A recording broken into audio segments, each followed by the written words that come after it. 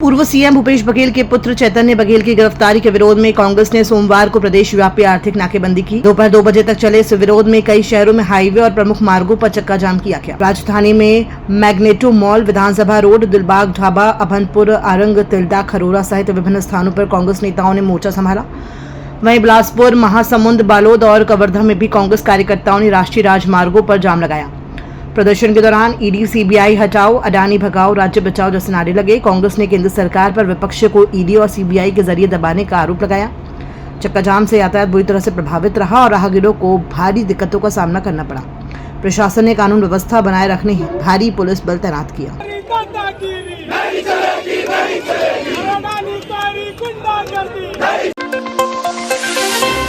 कांग्रेस की आर्थिक नाकेबंदी पर भाजपा विधायक अजय चंद्राकर ने तीखा हमला बोला। उन्होंने कहा कि ये प्रदर्शन जनता के मुद्दों के लिए नहीं बल्कि केवल एक परिवार के लिए किया जा रहा है। चंद्राकर ने सवाल उठाया कि जब कांग्रेस के विधायक देवेंद्र यादव और कवासी लखमा जेल में थे तब कोई आंदोलन नहीं हुआ, लेकिन अब एक व्यक्ति के लिए पूरी पार्टी सड़क पर उतर आई है। उन्होंने कहा कि कांग्रेस व्यक्तिनिष्ठा पार्टी बन चुकी है जिसे जनता से कोई सरोकार नहीं है। एक बात बताइए मुझको, इस प्रदर्शन का क्या उद्देश्य है, किस लिए कर रहे हैं, क्यों कर रहे हैं, पहले तो ये समझाइए। दूसरी बात है, विकास उपाध्याय जेल निरुद्ध थे। विकास उपाध्याय बोलता हूं, देवेंद्र यादव जेल निरुद्ध थे, तब आंदोलन क्यों नहीं हुआ? वो विधायक नहीं थे। कवासी लखमा जी के ऊपर कार्रवाई हुई तो कोई जेल निरुद्ध नहीं थे, कोई कार्रवाई नहीं हुई, कोई आंदोलन नहीं हुआ, कोई नाकेबंदी नहीं हुई। इस नाकेबंदी से साबित हो गया कि पूरी कांग्रेस व्यक्ति के ऊपर केंद्रित है, जनता के प्रति उनकी कोई जवाबदेही नहीं है, जनता के मुद्दों पर कोई उसका लेना देना नहीं है। जिस पेड़ कटाने, जिस स्थगन की बात करते हैं, जिसके कारण ये कदम उठाए हैं, बोलते हैं, पेड़ कटाई के बारे में माननीय वन मंत्री जी ने पूरा सिलसिलेवार बयान दे दिया। और किसी संस्था की कार्यवाही में और बोल चुका हूं कि विधानसभा की कार्यसूची देख के नहीं होती, स्थगन आ रहे थे इसलिए कार्यवाही हुई, ध्यानाकर्षण आ रहे थे इसलिए कार्यवाही हुई, ये सब कहने की बातें। इसलिए इस आंदोलन का कोई भी उद्देश्य नहीं है।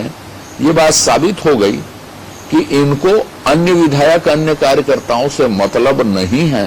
ये व्यक्तिनिष्ठ पार्टी है। पूरी भूपेश बघेल जी नेता साबित हो गए इस आंदोलन से कि पूरा कांग्रेस उसके पीछे है।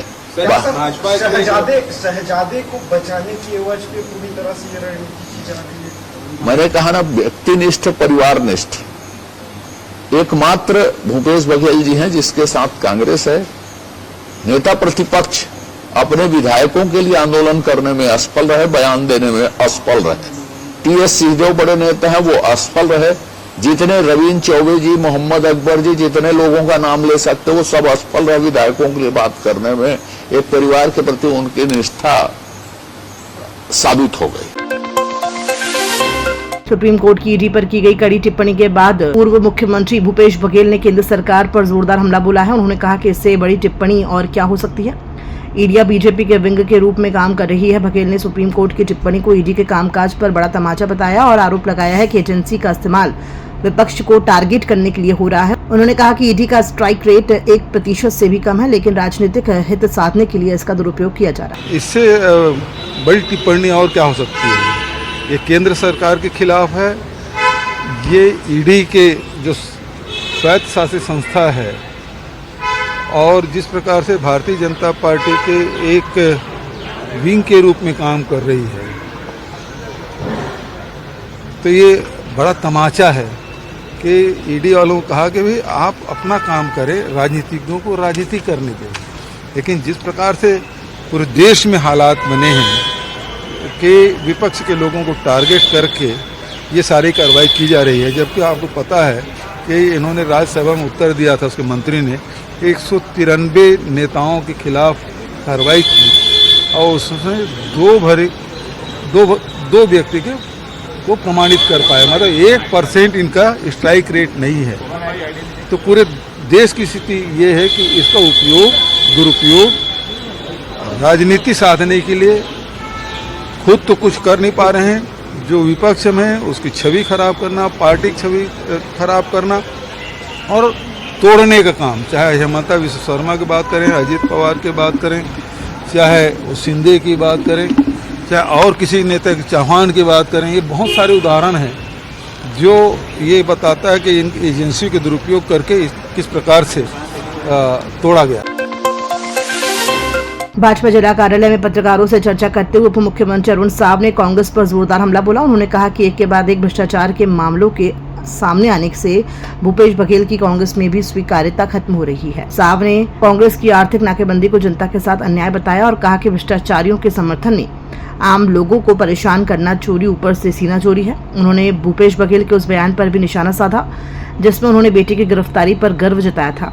ईडी की कार्यवाही का हवाला देते हुए साव ने कहा कि चैतन्य बघेल को अवैध आय मिली और वो शराब घोटाले में 1000 करोड़ से अधिक की पीओसी को संभालने में शामिल रहे।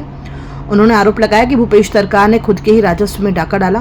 कांग्रेस पार्टी के द्वारा आयोजित आर्थिक नाकेबंदी को छत्तीसगढ़ की जनता ने, व्यापारिक संगठनों ने, श्रम संगठनों ने पूरी तरह से नकार दिया है।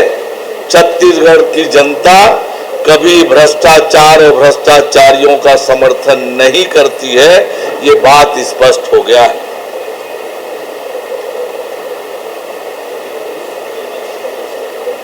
साथियों, कांग्रेस पार्टी देश की सबसे पुरानी राजनीतिक पार्टी है। किसी राजनीतिक पार्टी के वैचारिक दिवालियेपन का इससे बड़ा उदाहरण नहीं हो सकता है जो आज कांग्रेस पार्टी ने दिखाया है। एक राजनीतिक दल जो देश की सबसे बड़ी राजनीतिक दल है, आज किस बात के लिए आंदोलन किया? जनहित के लिए, प्रदेश के हित के लिए, देश के हित के लिए, किसके समर्थन में किया? ये बहुत गंभीर विषय है। पूर्व मुख्यमंत्री भूपेश बघेल द्वारा बेटे की गिरफ्तारी के बाद दिए गए बयान सौभाग्य की बात है कि देश भर में मेरे बेटे को लोग जान गए। पर प्रतिक्रिया देते हुए चंद्राकर ने कहा कि अगर यही विषय किसी के लिए सौभाग्य की बात है तो इस पर मुझे आश्चर्य है। जिस मुद्दे पर बदनामी हो उस पर ख्याति को सौभाग्य मानना दुर्भाग्यजनक सोच है। सौभाग्य की बात, ऐसे विषय हो सकते हैं तो मुझे आश्चर्य है, इसमें कुछ नहीं कहना। जिस विषय में ख्याति है उसको सौभाग्य मानते हैं तो मुझे उसमें कुछ नहीं कहना। चलिए, आज कुछ प्रदर्शन करने वाले हैं, किस तरह से देखते हैं? तमाम बड़े नेता भी मौजूद रहे। देश के उपराष्ट्रपति के अचानक इस्तीफे पर पूर्व मुख्यमंत्री भूपेश बघेल ने संदेह जताते हुए कहा कि मामला सामान्य नहीं लगता। बघेल ने कहा कि उपराष्ट्रपति हाल ही में मीटिंग में शामिल हुए थे और पूरी तरह से स्वस्थ नजर आ रहे थे। अगर स्वास्थ्य कारण नहीं है तो जरूर कोई गंभीर बात है। भयंकर तूफान आने की सूचना है। सीधी सी बात यह है कि कल तो मैं भी था चेंबर में, हमारे खड़गे जी के कल जन्मदिन भी था और उससे मिला भी और यहाँ हालात के बारे में बताया भी। उसी समय मीटिंग भी, मतलब ये है कल के मीटिंग में वो थे, स्वस्थ थे। 4 बजे की जो पहले 12:30 बजे की मीटिंग है, मेरे सामने ही जयराम रमेश जी वहाँ से गए मीटिंग के लिए, अनुमति लेके गए खड़गे साहब से, और तिवारी जी भी गए वहाँ। दूसरी मीटिंग 4:30 बजे, 2 मंत्री जो लीडर हाउस है वो आए ही नहीं, नड्डा जी, और उसके बाद इस्तीफा हो जाना तो स्वास्थ्यगत कारण तो नहीं है, ये कोई और गंभीर मामला है जो अचानक सदन चलते उपराष्ट्रपति का इस्तीफा हो जाना, मतलब ये है कि भयंकर तूफान आने की सूचना है। ये छत्तीसगढ़ शराब घोटाले में गिरफ्तार पूर्व मुख्यमंत्री भूपेश बघेल के बेटे चैतन्य बघेल को ईडी रिमांड खत्म होने के बाद कोर्ट ने 14 दिन की न्यायिक हिरासत में जेल भेज दिया है। आपको बता दें कि ईडी ने उन्हें 18 जुलाई को भिलाई स्थित आवास से गिरफ्तार किया था। चैतन्य पर मनी लॉन्ड्रिंग का आरोप है। 5 दिन की रिमांड पर पूछताछ के बाद आज उन्हें विशेष कोर्ट में पेश किया गया।